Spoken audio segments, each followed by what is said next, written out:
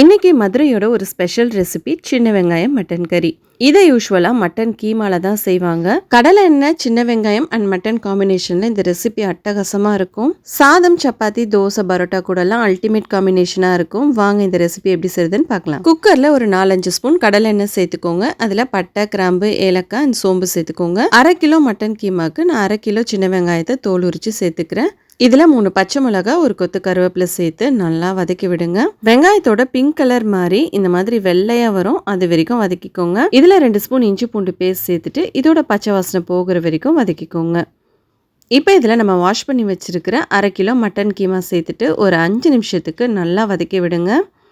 இதில் ஒரு 3 ஸ்பூன் குழம்பு மிளகாய் தூள், 1 ஸ்பூன் கரம் மசாலா, தேவையான அளவுக்கு உப்பு, மஞ்சத்தூள் சேர்த்துட்டு எல்லாத்தையும் ஒரு 2 நிமிஷத்துக்கு நல்லா வதக்கி விடுங்க.